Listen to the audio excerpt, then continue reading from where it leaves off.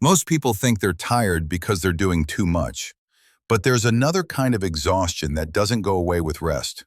The exhaustion of always adjusting. Adjusting your words so no one gets upset. Adjusting your needs so you don't look demanding. Adjusting your personality so you're acceptable in that space. Over time, you stop asking what you want and start scanning the room for what's expected.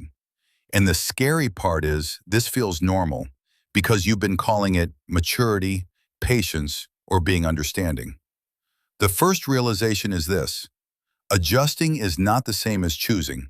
Choosing has agency. Adjusting is often survival. When you grow up learning that comfort comes only after you comply, your nervous system mistakes self-erasure for safety. That's why even when you're finally allowed to speak, your body hesitates. Not because you don't know what to say, but because you were trained to pause yourself. The second realization is that over-adjusting slowly disconnects you from your own signals. Hunger, rest, anger, excitement, they all get muted. You don't burn out dramatically, you fade quietly. You become functional but not fulfilled. And people may even praise you for being low maintenance, without realizing that low maintenance often means high self-neglect. The third realization is uncomfortable. Some environments benefit from you adjusting. Your silence keeps things smooth. Your flexibility reduces conflict. Your guilt keeps you compliant. This doesn't make you weak, it makes the system convenient.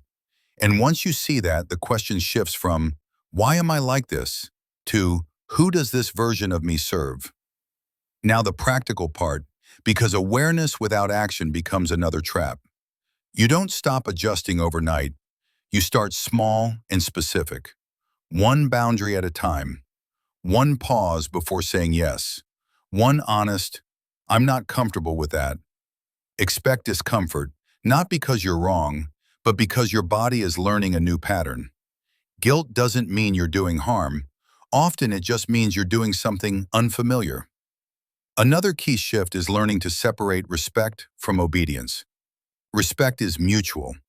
Obedience is one-sided. If your self-expression is always labeled as disrespect, that's not feedback, that's control. You're allowed to have preferences. You're allowed to change. You're allowed to disappoint people who benefited from your adjustment.